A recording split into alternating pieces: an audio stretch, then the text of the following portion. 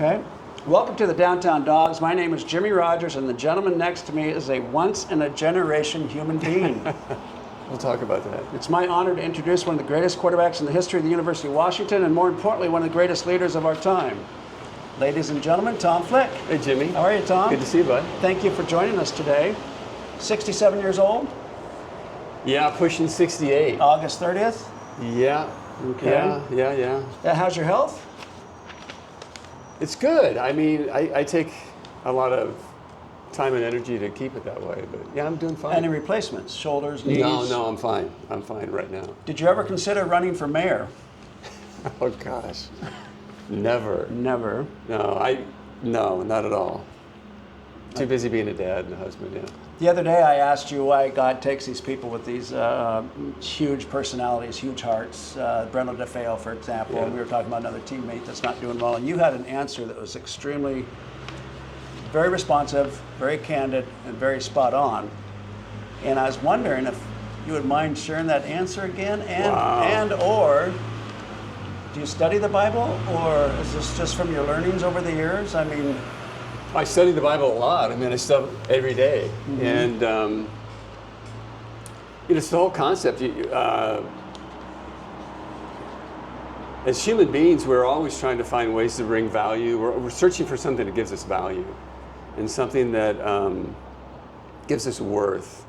And sometimes we'll latch on to things. And I realize that I'm not the human being and I think I probably should be, just because of my human nature. And so I became a Jesus follower. And it's not a religious thing.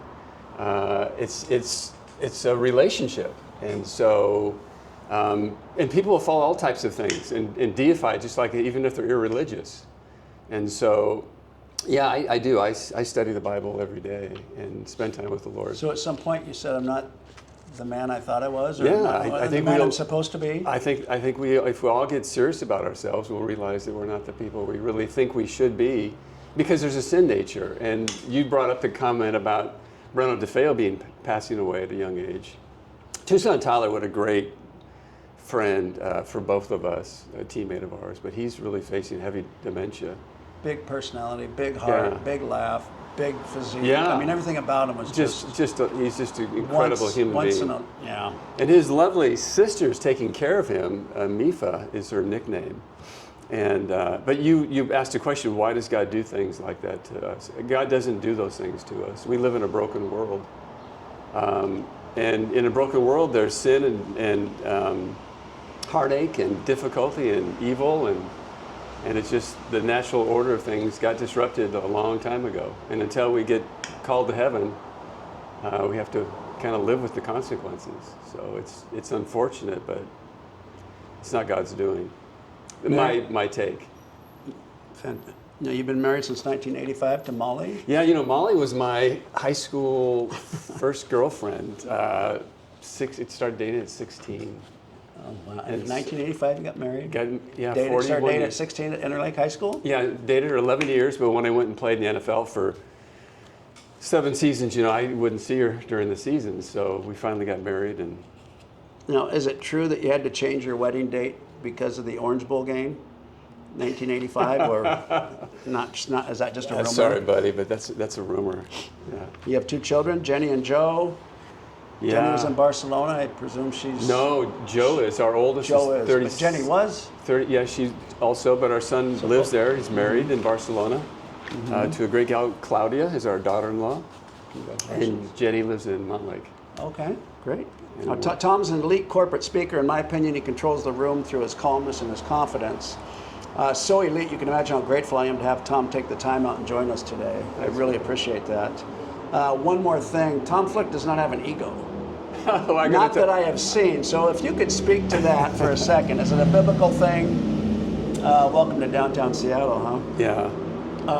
Oh, buddy, I got to answer that question, though. Go for it. I mean, I've heard that the ego hides in places that we'll never even know to look. Well, I was a quarterback, so of course I had an ego, and and I think the key is to keep it in check. Mm-hmm.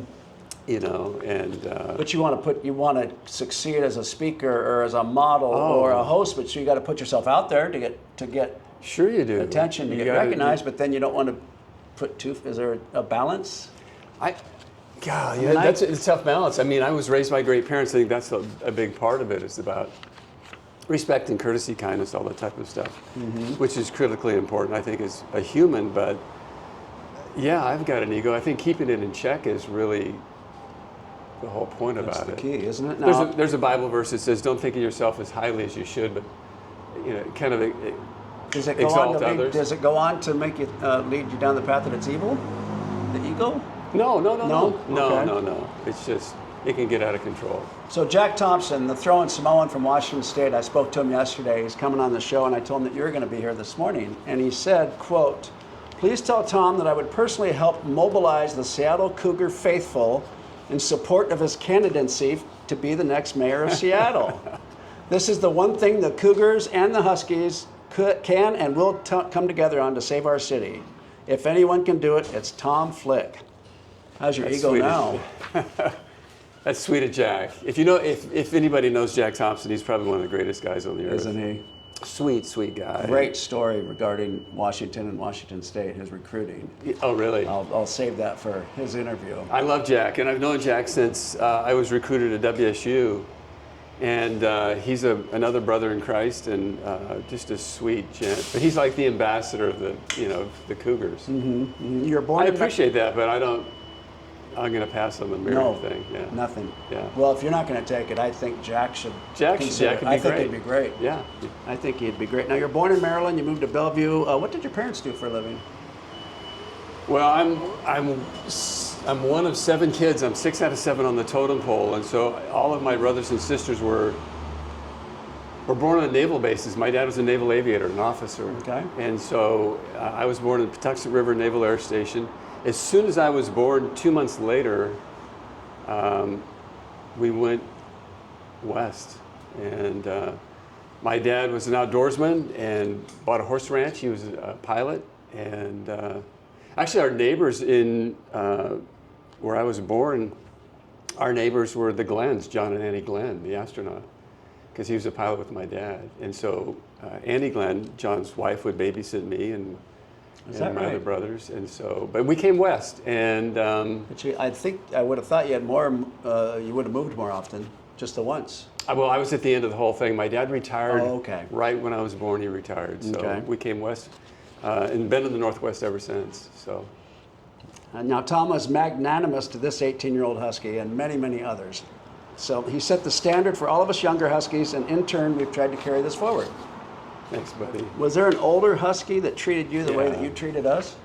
Yeah, I tell you what, ever since I've been an elementary kid, I hated bullying and hazing and stuff like that. There's kind of a righteous anger that pops up that I just hated. And so obviously, I want you guys to feel comfortable. But when I came to the UW, there's guys like, maybe you old Huskies would know these guys, Paul Strohmeyer, Mike Rohrback, Jeff Leland, some of these guys that just, brought you in and just said, "Hey, welcome, you're just here. Good guys. Yeah, I love you, I'll take care of you, I'll watch out for you." And so it was great having guys like that. So I can imagine when you see myself being a freshman when you were a senior, or others, there must be a word, gratification or just appreciation when you see they're doing well. Oh, yeah. It's not like they're your children, but But they're your kind of little brothers. Yeah. Kind of is how I see it. Yeah. And then, Sonny was another one, 6 killer. Really? Yeah, when I was a little leaguer, they would take our teams, our Little League teams, they'd take us out to Husky State and watch it practice, And I got Sonny's autograph, and I thought, whoa. But he sat there and talked to me, and all the old guys would sign chin straps back in those days. But I got to tell you, I knew I was going to be a Husky, man. I was like... You knew it. Yeah, I did too. I was bought and sold. I was a Husky. I did too, and that's a very common answer amongst all my guests. Yeah. Especially the local guys. Oh, yeah. It seems like they would have wanted to maybe get out of the house, go out and live their life a little bit, but everybody, and Don James was just coming in. Yeah. Everybody wanted to be part of that. Yeah. I know I did. Yeah. Yeah. What are your daily non-negotiables? Like things Oh, you man, have to get? I've got a lot of them. How many? Like a dozen? Or? At least. Really? I stretch as soon as I get out of bed. Okay. I juggle. Juggle? What do you juggle? Just 3 balls. Tennis balls, oranges? Yeah, just these little hacky sack balls. You want to, No, there's not right a now. chance. I learned that when I was at the U because it gives you peripheral vision, and so I juggled a ton in high school, and then I got up to 4 balls. I go behind the back between the legs. Really? Yeah, I could do 2 in each hand, and so that's 1. And then I balance myself. Do a lot of balancing exercises. I stretch. Then I have quiet time with the Lord in my office for a half hour, which is the best part of my day.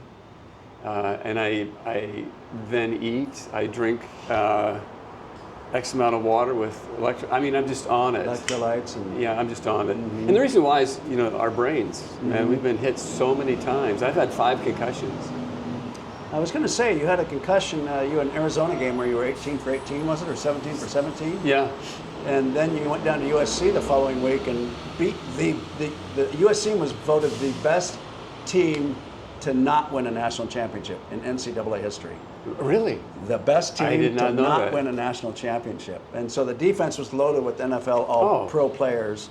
But your concussion was just 7 days previous, if not. Yeah, that's probably good. That's why I played. That's why you played didn't well. think too much. Interesting. But you know what? They were when we beat them. They were the #1 team in the country. 2 Heisman Trophy running backs in the back. At USC, Tom. At USC. Now, people don't understand. That's one of the biggest venues in the history of the United States. That's where Muhammad Ali carried the torch. That's a big deal. You see on the sideline, you see John Madden or Al Davis or OJ back then, who was a much bigger star than recently after that. But that place, the walkthrough, the Friday walkthrough, the band averaged 6'2", 190. They all looked like they could run 4.6, 4.7s, and they were angry. They were angry, and I don't know if you paid much attention to that, but I was a freshman, so I took it all in, and then they played that song. Constantly, just over and over and over. But to win at USC is huge. Actually, that was the first time they'd won at USC. The Husky team had won at USC since 1964. I think Lambright was on that team. Oh, actually. really? Yeah, he mentioned that in the pregame meeting. You played for Interlake in 1974. You led them to a perfect 10-0 Kingco championship, but you finished #2 in the state. Who got #1? Well, catch this: the Kingco Conference principals of each school, 10 schools, voted that we would not participate in the state championship playoffs. I have no idea. No idea. And so we were 10-0. We averaged, 38 points a game. Held our opponents to maybe 5 points a game. We had John Edwards, who was played at the U. Roger Westland starting tackle at the U. We had just a ton of guys. Ton of them. Yeah, we were good. But do you remember who was voted #1? No, I don't. You don't? Don't even recall it. Don't even care. 1975, you went back to the Kingco championship game. You also played baseball. Were you a pitcher and a shortstop, is my guess, or here's a the deal. pitcher and third baseman? I was a pitcher, center fielder, and third baseman. But I quit baseball, which was actually my best sport. Yeah. When I was in 9th grade, I gave it up, and I gave it up because there's 2 different throwing motions. My brother would never allow me to pitch. I could only throw a fastball and a changeup. Never let me throw junk. He wanted to take care of my elbow. And then I just realized I love football so much. Baseball I was better at, though. I was a much better baseball player. So do you ever think, boy, if I would have stayed with baseball? No, football's it. Yeah. Yeah. Why is that? I think it's the role of quarterback. It's the role of, nothing's better than just orchestrating the drive down the field. You don't have to throw a touchdown, but just getting yourself down the field, and it's the ultimate team sport. If you think about it, you could have Michael Jordan score 50 and carry a team. You could have a pitcher throw a no-hitter and carry everybody, and win 1-0. But if you get one guy that goes offside, football is the team sport. You know that. Especially on offense. Yeah, and so one assignment's messed up on offense. That's it. And the play's done, for the most part. Defense, one assignment can be blown and the other 10 guys just kill the guy in front of them. And a lot of times that takes care of it. Yeah, offense is tough. Yeah, interesting. So we'll come back to your Husky career, but first you were drafted by the Washington Redskins in the 4th round. You were handpicked by Joe Gibbs, who was the head coach back then. And did you meet with Gibbs personally before the draft? But catch this, he came, I got these calls from the athletic department would say, hey, you got a team in town that wants to work you out and so forth. And they said, the Redskins are here. They want to have you be at the stadium at such and such a time. And so I showed up, and had some receivers to throw some routes. And this guy named Joe Gibbs is the guy that's taking me through the paces, you know. I thought the guy was a scout. I'm not kidding. I put my arm around him. I was joking around. I was kidding and goofing around. Walked into Coach James' office. We finished. We're walking up the tunnel, Joe Gibbs and I.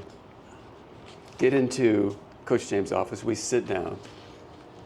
And Coach James says to Coach Gibbs, he goes, well, Joe, how do you feel being the first head coaching job in your career? And I double took it, looked at Coach Gibbs, and he had a big grin across his face. So that was his first. That was his first. And he handpicked you. Yeah. And then the next year he traded you. He traded me, yeah. Well, there must have been some other quarterback that was coming in. No, here's the deal. He traded me God, it's so interesting. I'm going to land on this just for a second. Okay. I've lived, I'm kind of a homebody. My dad, catch this, my father, who was a test pilot, crashed, severely crashed on a test flight at Boeing Field. He shattered his leg, broke his back, his neck, his ribs, his arm. He was red as rights, yet he lived. And so my entire senior season, he convalesced. And so I got drafted into the NFL. I'm playing for the Redskins. I'm there. He's recovering. He's recovering. I have a great first season. I back up Theismann. I play quite a bit. The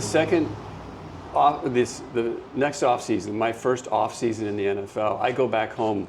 I come back for all the mini camps, all the OTAs and stuff like that. But I stayed at home. My dad kept having staph infection. He kept getting sick. So you stayed home during the off season? I did. And they want you at camp. The key was it wasn't just out, hey Tom, you need to be here. It was a voluntary thing. So I did all my workouts and stuff here at Husky Stadium. But that upset Coach Gibbs to some factor that just...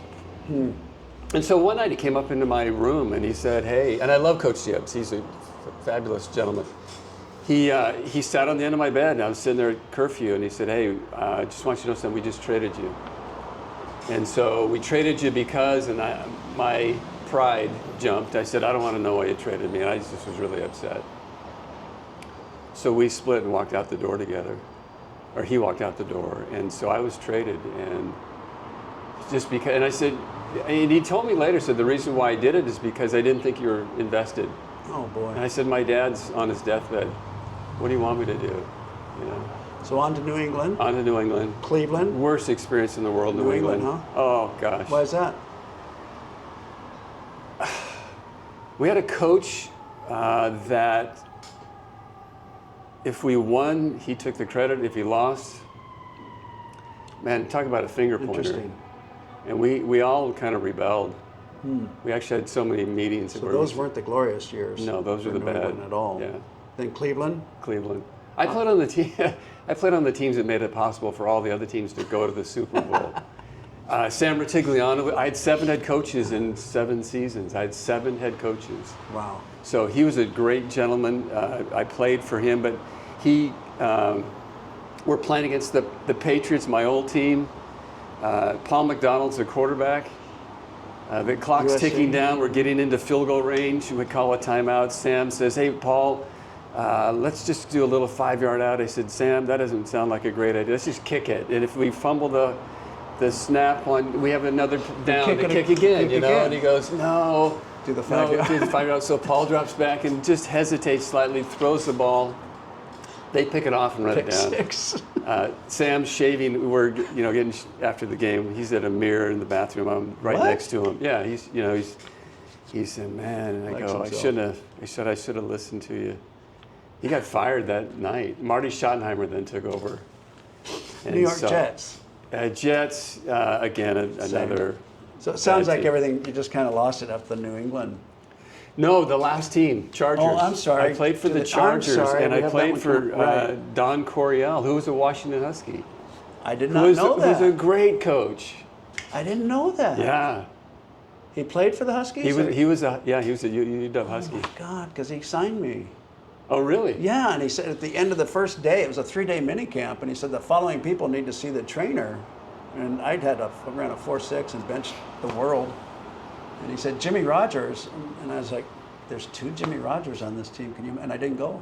I honestly thought it must have been somebody else. You got to be kidding. I didn't go to see the trainer because I'd never been healthier. Yeah, he's a gem. Yeah. But every coach has these quirks, right? Yeah. And Coach Coryell, he was so focused on, he would sit in all the meetings, all of the quarterback meetings, because his offense, the West Coast offense, he started it. And sometimes we'd sit there, and that's the team I like to land on. Dan Fouts, great guy, would tell me every trick in the book. And but then I went out to, practice is over. We've had our day, at work, and we're going to our cars at the stadium, and because we practice at the stadium. And he would be out there going, he'd be like this. I go, Coach, you all right? What's up? He goes, I can't remember where I parked my car.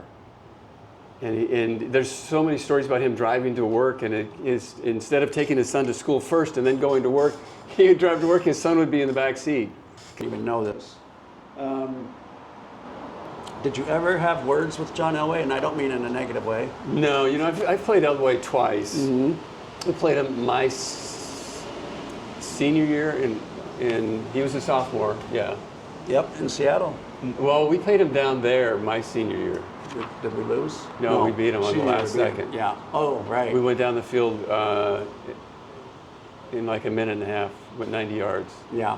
And then Chuck kicked one from like the Kyle Stevens 10-yard line. On fire that game? Yeah, we all were. Yeah. We all played well. But I haven't talked to Elway, and I did a golf event with him at Lake Coeur d'Alene after we had been retired. He paid no attention to me. Is that right? Yeah. Yeah. Which is fine. Interesting. No big Which deal. is fine. Who's your favorite NFL quarterback? Dan Fouts. Dan Fouts by far. Dan Fouts. You know why? Because he was so secure in who he was. He told you all the tricks, and he was happy to tell them to you. When I was a rookie, Theismann, which I'll tell you this, I like Joe a lot, and he's a good man, and he's really changed a lot and grown up a lot. But he did not like the fact I was drafted by the Redskins. He hated it. And I was out getting interviewed one time, because I was the highest drafted quarterback in Washington since a guy named Norm Steed. In 20 years, I was the highest drafted quarterback. I didn't know that. And so he came out and cussed down all the reporters that were interviewing me and said, "You'll never get an interview out of me again. You're interviewing this rookie quarterback. He hasn't done a thing," and just went off on him. And then, like, I kid you not, like 30 minutes later in the locker room, he comes up and says, "Hey, you want to go out to dinner?" Yeah. Joe, Interesting. happy to go out to dinner with you. Interesting. What was that NFL draft day phone call like for you? Oh, back then, this was the first year of ESPN. It was my draft year. It was great. It was Bobby Beathard drafted me. He was a pretty famous GM, and then Coach Gibbs got on the phone. It's just something I wanted since I was a kid. Yeah, I was at home. Family surrounding you? Yeah. Just waiting for the phone to... The phone was right in the middle of the table? Well, it was on the wall in the kitchen with one of those long... long. Yeah, long. You could walk in like down the hallway if you wanted to get on it. That was nice. The old day stuff. Yeah. Now, in my opinion, the quarterbacks are always, if not the best athletes on the team, not necessarily the fastest. Yeah. But the best athletes usually go there. 90% of the time, the quarterbacks are voted captain. Yeah. It's hard for me to find a team, a successful team, where the quarterback was not the captain. Can you think of one? No, but I know that there are where there aren't. Maybe the QB's not established yet, or maybe he's young, or something like that. But in those cases, but typically, yeah. Okay. Were you a captain at every eligible level in every sport? Pretty much. Pretty much. Yeah. Now, UW had to be a senior, obviously. Yeah, you had to be. Criteria. Yes. When did you first realize you were a leader? I realized it when I was in 8th grade. I came home one day and told my dad and my mom. I said, it's interesting. I got 10 faces looking at me, 10 sets of eyes, and all they're saying is like 2 questions. I could put a bumper sticker on their forehead, "Please lead me," or "Please inspire me." They're saying 1 of 2 things, Dad. Interesting. And they're looking at me to tell them where to go, and what I just loved it. Yeah. Did your high school coach or your father ever tell you that everyone is watching you, watching your every move, or did they not need to? Sounds like they didn't need to. I don't think so. You know, it's a unique position, and because you treat it, I think as a quarterback you treat everybody differently because everyone's got their own personality. You can't yell at one guy, and I was not a yeller. I'm wired more as an encourager. That's kind of my makeup. I'll endorse that. If I can help other people rise and achieve their best, I'm happy with that. That's kind of the benefit of. Was the Pac-10 a non-negotiable for you? Yeah, It was for me too. no question. Yeah, no question. So did you have any big names recruit you when you went to other schools, and who was it and what school was it? I was recruited, from everything West Coast, from Colorado West recruited me, except for Stanford. But you were allowed 6 trips. Allowed 6. Why not Stanford? Because they had. I don't know. They sent me letters and stuff, but they never offered me a final. Interesting. Yeah, Cal, all the Pac-10 schools, Arizona, Colorado, Oregon Nebraska, State, Wazoo. all of them. Did you take 6 trips, Tom? No, I took 3. I went to WSU. I went to. Who recruited you at WSU? Do you remember? Interesting story. Jackie Sherrill, the head coach. Okay. And the guy named Bob Leahy, the quarterback coach. Bob Leahy, I kid you not, lived at my house. I came home from basketball practice, basketball practice, and schoolwork, and he'd be sitting there with my mom. And let me guess, it was not appreciated. He was such a sweet guy. I didn't really mind it too much. But then when I got on my recruiting trip, we're over at the Cub, and we're in the Cub's got pool tables and ping pong paddles and ping pong tables, and he goes, let's make a bet. I said, on what? He goes, let's play a game of pool. And if I win in a game of 8-ball, best out of 3, you sign. And if I lose, you do what you want to do. You won. I smoked, and we had a pool table upstairs in my house. You lived it. He didn't even know that. But I will tell you this: Jackie Sherrill, when I committed to the U, he called, and How'd that call go? This is no exaggeration. He cussed me out for over 3 minutes. Interesting. I finally hung up the phone because I couldn't get a word in, and then he called back. He called back like a second later. He called back and just continued where he left off. Oh my gosh. And I thought, wow. Great story. Yeah. Were you a host to any memorable players? I hosted Kurt Marsh, who turned out to be a first-round draft pick. He's a great dude. Fantastic. So your visit to the University of Washington, how was that? I mean, being a local kid, did you still take the hotel? I did in the hotel, yeah, Okay. I did. I stayed. I enjoyed it, but, Jimmy, I was a Husky when I was a kid. My mom used to drop me off at Husky Stadium, and I'd sneak into all types of games. Wow. There's a scam that I pulled off when I was a kid. When I was in, I think it was 9th grade, I figured this thing out. Before the Seahawks showed up, they would have preseason games with NFL teams. Remember that? They bring in NFL teams to kind of get the fan base excited about potentially having a franchise. So they would go to Husky Stadium? They'd go play at Husky Stadium. I've heard something about that. And so what I did is I got my mom to drive me out to Husky Stadium on a Saturday. They played on Sundays. The teams would show up on Saturdays. And so I would sit there at Husky Stadium locker room outside the door at Heck Ed, and I'd just sit there, and the buses would roll in. And I'd go up to the main equipment manager and say, hey, I'm the kid that won the KJR Be the Ball Boy contest, and so I get to be your ball boy today. I'm thrilled. And the guy goes, what are you talking about, kid? I go, yeah, they had a contest in town, and so I won it. The guy goes, all right, grab that bag and grab that bag. Let's go. And so they cruise me in. So I'm in the locker room with the Jets, the Steelers, and then at game time, I'm out on the field and I'm warming up receivers and I'm playing catch with, I'm not kidding, I played catch with, I've got pictures of me playing catch with Namath, with Bradshaw. And then one of the games, catch this if you want to talk about serendipitous, one of the games was the St. Louis Cardinals against the San Diego Chargers. And I'm on the sidelines with a rookie quarterback named Dan Fouts. And the equipment manager comes up to Dan and says, hey, tell Tom what you're doing there on defense. How old was Dan at the time? Dan was How old were you? I was a freshman and I was a ninth grader. Dan? Dan was a rookie. And then we ended up being teammates. I ended up backing that guy up in San Diego. And he remembered that whole thing, that whole he did. exchange from way back, yeah. Now they say that you live where you play. Yeah, that's true. It used to be very true in our Yeah. years, not as much these days. But when you look at that statement, you got to go Seattle versus Eugene versus Pullman versus Corvallis. Yeah. Versus, I mean, to me, it's a no-brainer. My agent was Lee Steinberg, and he said the same thing. He said, you want to make sure that when he says, now that you're in the NFL, go back home and establish a home back where you played football at. And you've got all your contacts from the University of Washington. Yeah.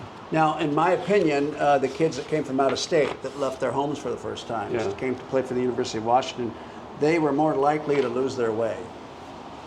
Okay, and that comes from firsthand experience. Yeah. Now, there was a guy named Jimmy Moore Jr. who took me in, and on weekends where most kids that were out of state didn't have anywhere to go, Jimmy would take me to his home and do laundry and get some home-cooked meals. Nice. And Pelluer was in on that too. Obviously, that didn't work out, but they tried. But anyhow, I think Jimmy leaned towards trying to join the dark side with me a little bit, but I don't think his DNA allowed it.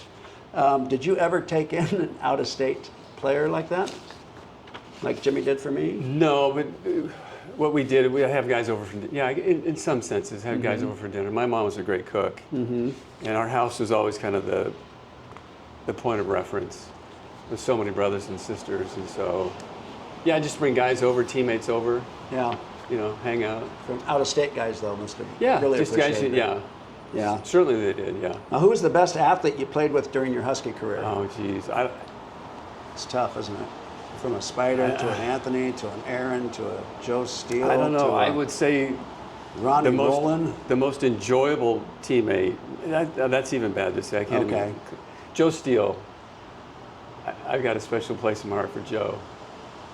He's the one that really kind of rallied recruiting for Coach James. I mean, I was going to be a Husky, but Joe Steele was He solidified. He was the dude in the West Coast. Interesting. And once he signed, I was going to sign any, but once he signed, it was just like, we had a great class. We had Bruce Harrell, Joe Steele, Doug Martin, who just recently passed away. Yeah, rest in peace. Yeah. Rest in peace. So you and Don James came in almost at the same time. I think Don was there 1 year before you. Yeah. So you kind of grew up together as Huskies, in a way. You saw a lot of things together. Can you speak to that? Well, as you know, Coach James, is people who don't know him, he carries this authority that is just, it's a quiet authority. I remember he sat in my house to recruit me and offer a scholarship. Man, you sat upright and you were at attention. Hats off. Yes, sir, hats off. Shirt tucked in. And yeah, I just loved it. I did not like going into his office, honestly. Because he coached his coaches, and coaches would then coach you. But he had an open door policy, and nobody used it. He had a what? An open door. Never walked in. My captain year, you have to come and report like weekly, and I just it wasn't fun, was it? No. But I will tell you, when so season comes to an end, my senior season, I'm in Tubby Graves in the weight room. Okay. And the weight room's empty. It's like in the evening time. No one's in there. I go into the Nautilus. Remember the Nautilus room? I sure do. I go into the Nautilus room, and as soon as I walk in, there's Coach James. There's no one in the whole darn place but me and him. So I strap into a machine next to him, and he couldn't stop talking. He was, how's your mom and dad doing? What's the draft like? Really? Yeah, he talked, and he eventually just said, later I found out talking to him, he said, I just can't be open to everybody. And the reason I can't be open to everybody is because if I talk to someone and then have to leave and don't have time to talk to that person, I'm actually interesting. Not being fair to that person. So I keep a policy where I just kind of stand back. But we ended up attending the same church, so I'd see him every Sunday at church. Him and Carol and Molly and I would see each other and sit next together. And did you have any private words with him before he passed? No, I knew he loved the Lord, just in church we'd sit and chat and talk. And, what's up, Coach? How's Great sense of humor. Yeah, he is. Great dude. Dry.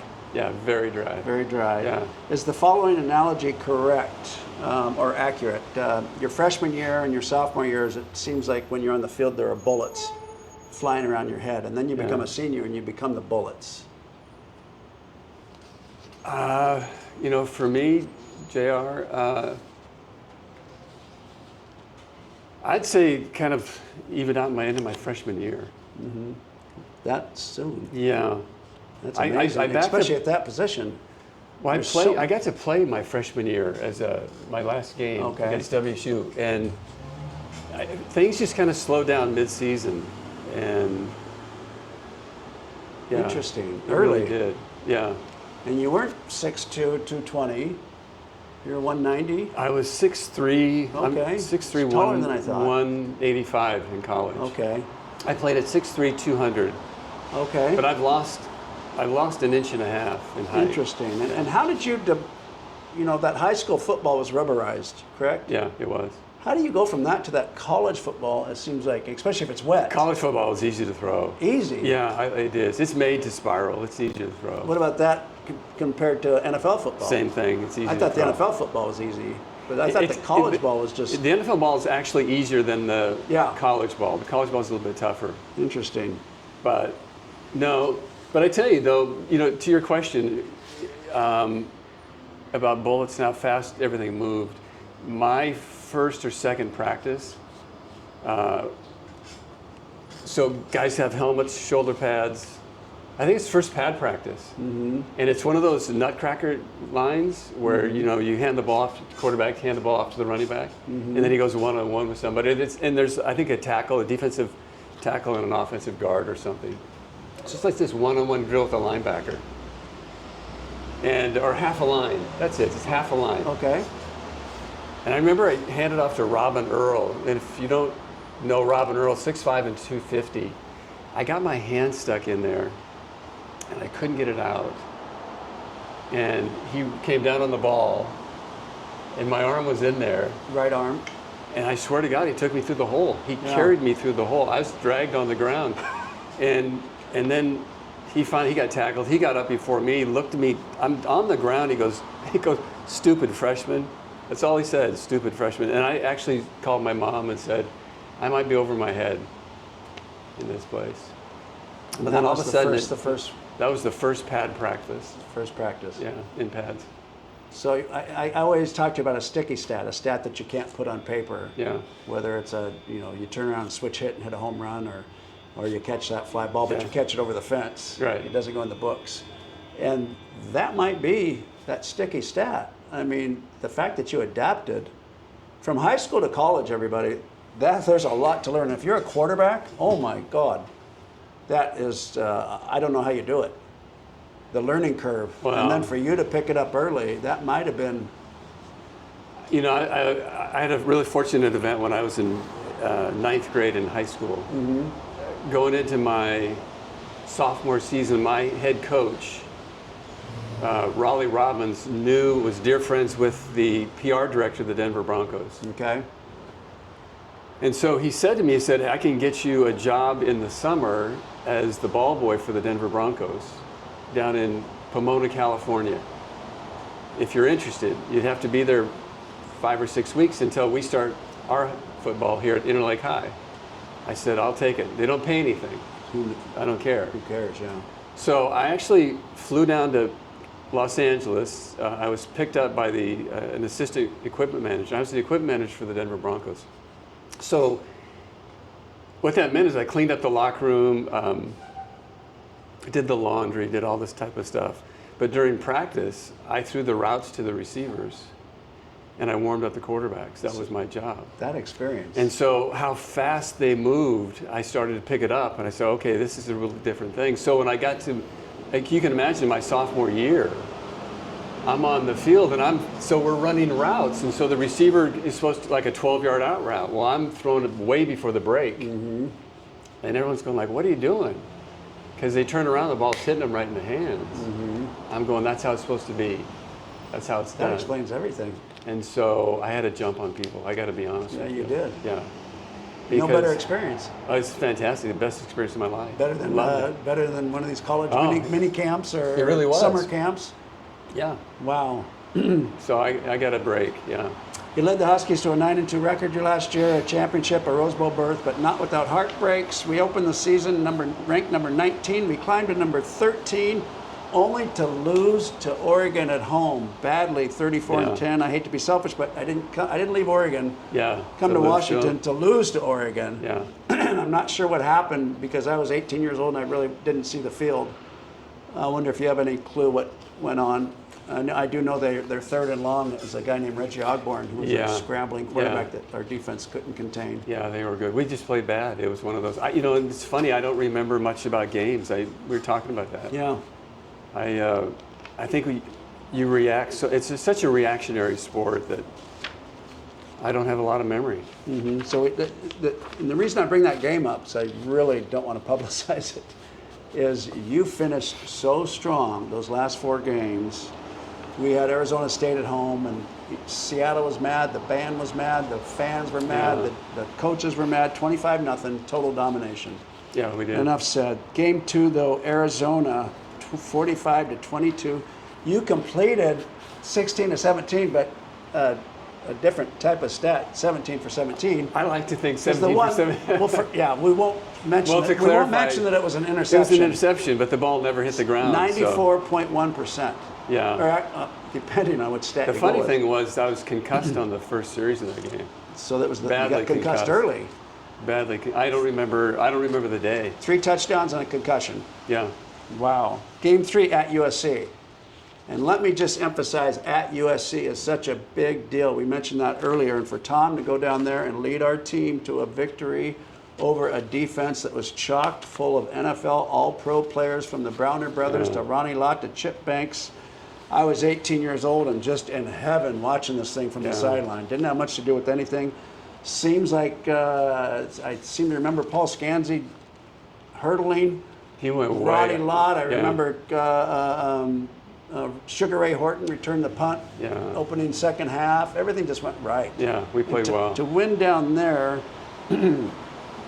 But in my opinion, that was your signature accomplishment. And let me tell you, I'm a big boxing fan. And I loved Manny Pacquiao, the Philippine fighter.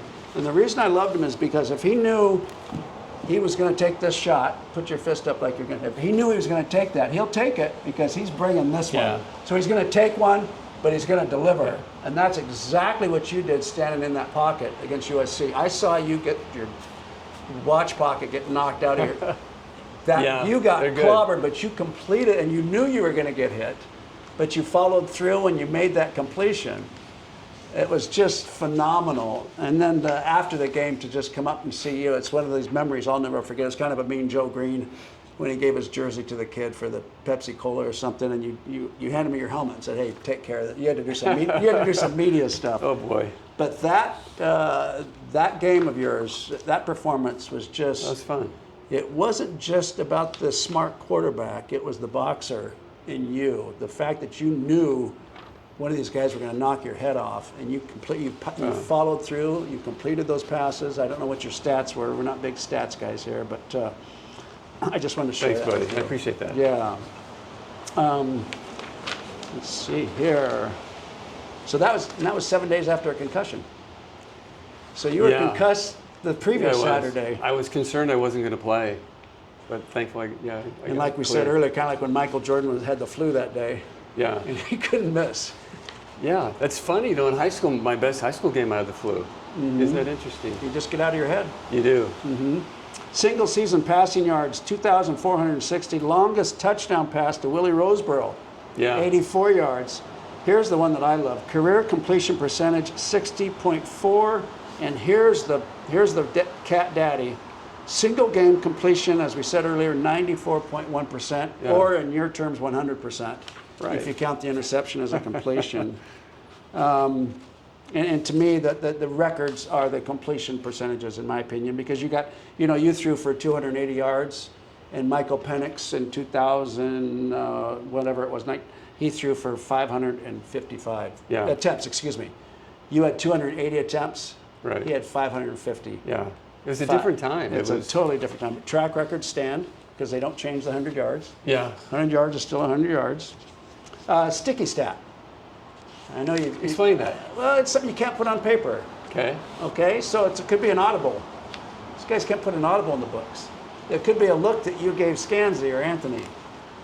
It could be a switch hit for a home run. Or a look where you rerouted you looked at Scansy or Anthony or Aaron or David Bale and you basically told them run the post or go, run the go route. Anything like that? Stats, I think completion percentage, just because it's an indicator that you're taking care of the ball and if you think about it, every time you create a completion, it's a momentum builder. It can be a short one, it could be intermediate, it could be a long one, but it's a momentum builder. Okay. And so, back in that day, if you were a 50% passer, that was a big deal. Mm-hmm. Like if you're 52%, wow, that's a good deal. I wanted to be 60. Mm-hmm. And that just no means interceptions. I was efficient. Yeah. Yeah, I was efficient. Mm-hmm. That would be my sticky stat. So again, your sticky stat was 60%. 60%. Yeah. Percentages. Yeah. Game 4 at Washington State. Yeah. Now we used to run this boring ass 5-yard. The tight end would run a 5-yard drag route all the way across the field. Maybe he caught it in time to turn it up.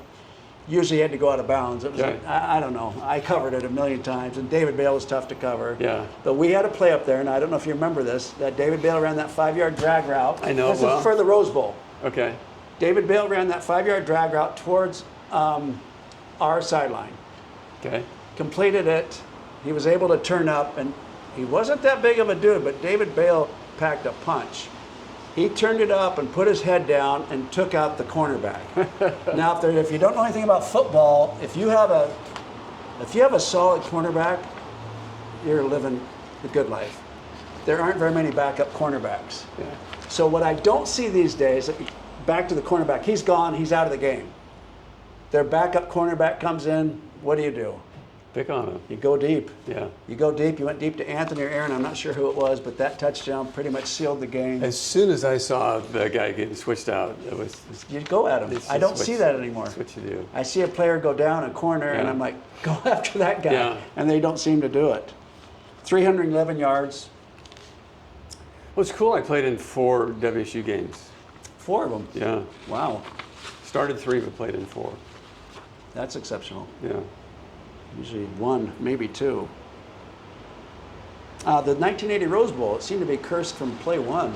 You threw this completion. I think it was a reflection that Aaron Williams caught it. And we were like, okay, here we go. Yeah. And the refs made some funky call. They tipped it, and that they said that's not.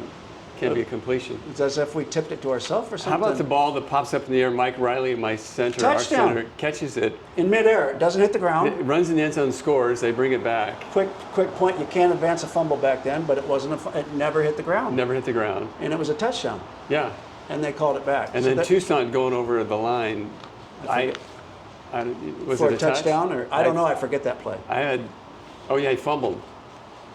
He fumbled it, but he went over the line, they say. And I've got a couple buddies that are adamant that he did, but I haven't looked at the footage. You're saying he was in the end zone already? Could be, yeah. So that's another. And then here's one I bet you don't remember. Lambright and Coach Pease put Tony Alvarado in for the PATs or for the field goals, and Giroux and Kenny Briscoe threw him up in the air, like 20 feet in the air to block it. And because of that, the NCAA made a new rule that you can't throw a player. Tony Alvarado, he was a skinny, small little corner. 5'10" guy. Good dude. You remembered that. Yeah. Great time, though. Yeah. Knott's Berry Farm, Disneyland. Oh, it was fun. I really enjoyed it. I loved it. I really did. So 2 of the best people I know, great friends, is yourself and Steve Pallure. And you both went to Interlake High School. Yeah. I mean, what are the odds? Were you a big influence? I don't know, but Steve, I tell you what, his brother Scott, who has passed away, played a linebacker at WSU, sadly passed away, and just recently. But Steve was my backup in high school. He was? Yeah. So you must have had a huge influence on him. And you guys are so similar. He's not a guy, he's a great guy. He's a great guy. He's a dear friend, yeah. You guys should both run for mayor and vice president mayor or whatever. But so do you have a favorite Husky play? Is there one that stands out? Oh, buddy. I got to tell you, I love, I love throwing the ball way before the break. I love getting, people think a deep ball is you wait and wait and wait and throw it 60 yards. You don't. You wait. The guy's maybe 24 yards downfield and you let it go, but you let it go with enough anticipation arcs on the outside shoulder. Anything that was like that, I just loved it. I remember playing against the Cougars. At home or in Pullman? Over there in Pullman. Okay. And Scott Fuller's, one of my best friends. He's the outside linebacker. He's talking to me every single play. Mm-hmm. T-Bone, what's up next, buddy? What are you calling? What's the, so I dropped back. I think it was Scans or maybe Anthony Allen running a deep 15-yard out route. And I'm on the far hash. And so Plur comes free and he's like, I'm not kidding. So you're throwing across the field. I'm throwing across the field, 15-yard deep out route. How far is that? That's like 40 yards. I was gonna say. 43 yards. And you got to put it on a line. It's not like that. It's got to be on a line. And Plur's right on me, and I just stepped into it and I drilled it. And I think Scans or Anthony might have been 6-7 yards before their even break point. Wow. And I was laying on the ground, Scott was on top of me. I'm watching this ball sail through there, and he's still running his route. And they just connected at the sideline. It was like... Did Scott help you up?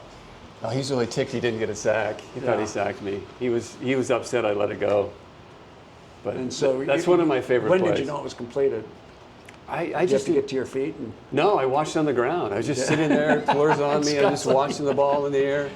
And then he just makes his cut, and there it is. I remember that being the big difference with that, throwing that ball early. Yeah, it's the key. Yeah, and I remember Steve, the Rose Bowl game that Steve had a 28-0 game with the Iowa game. Yeah. He really threw that ball before the break. Yeah. Sometimes he had a tendency not to. Yeah. But he turned out to be a good quarterback. Yes, he did. Yeah. He did. If you could have one final meal, I know you're very strict with your diet. So this should be an interesting answer. Oh, Jimmy, great steak. Can't beat a great steak. Great salmon, piece of salmon. Mm-hmm. I love it. That's what I eat anyway. Do you drink alcohol? No, I haven't drank my life. It's your whole life. I read my junior scholastic when I was in 6th grade.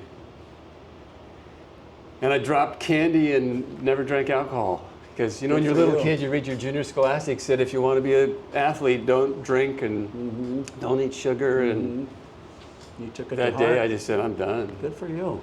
Strange Good brain. for you. Do you remember your first movie at the movie theater? Oh, Jaws man. or? No, back in my day, it was Walt Disney on Sunday nights. Yeah. Do you remember your first concert? Oh yeah. Spinners. The Spinners. Where were you? At Fifth Ave here. Fifth Avenue, right downtown. Yeah, because I grew up on Motown, man. That's all I listened to. You saw the Spinners. Spinners, Temptations, you name it. Is there a sound or noise that you really appreciate, enjoy? Yeah, I love a mountain stream. Mountain stream. Love a mountain stream or mountain river. Love being in the mountains. Love birds in the morning. Mm-hmm. Yeah, chirps. What profession other than your own would you like to do? Oh man, would I be good at? No, just what you'd like to do. Whether a lot of people say they want to do something like a plumber or something they see the finished product at the end of the day. Honestly, I'd probably be a pastor. Is that right? Yeah. That's a great answer. What profession would you never want to do? That's a bad question, isn't it? Do you ever worry about brain trauma? Yeah, I don't worry about it, but I'm aware of it and concerned of it. That's, I think, why I do all the things I do. That's why I eat really well. I stay away from sugar. I just, things like that. Does it keep you up at night? No, I stay faithful and just doing. So are you able to just turn things off at the end of the day, or no? No, I've got to get into, like, going to bed. There's a routine for that. Yeah. There's a kind of a sleep hygiene, kind of, so to speak. What advice would you give to today's college players, high school and college players? One thing that I appreciate so much is the way that they're playing the game. They're tackling different. The helmets, the equipment's different. We were taught, not at quarterbacks, but you were taught you hit with Head your first. face. Yep. You see what you hit.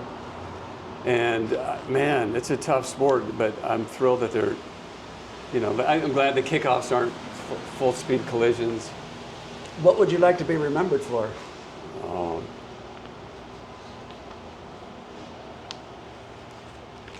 I don't really, This is that ego thing again. it is. I don't really care about leaving a legacy. I really don't. Not in my time of life right now. I really don't. I could care less about what people think of me or how they remember me. I do want them to know that I love Jesus. That would be the bottom line. I take a distant second place, but I'm tired of enough. I've had enough of me, to be honest with you. This time of life is about other people. So, When you arrive at the pearly gates, what would you like to hear Jesus say? I know what he's going to say. He's going to say, "Welcome home, my son," because I'm a born again, blood bought. Jesus's work on the cross is sufficient for me, and I've surrendered my life 100%. I've got no question where I'm going, and I'm thrilled. I'm looking forward to going home. I really am. This life here is fantastic. I don't want to leave it prematurely, but when I go, and I'll be thrilled to go. From the heart of Seattle, my name is Jimmy Rogers. This is Tom Flick. Together, Thanks, Tom, we are the Downtown Dawgs. I love you, brother. Love Thank you too. so much. Thank you.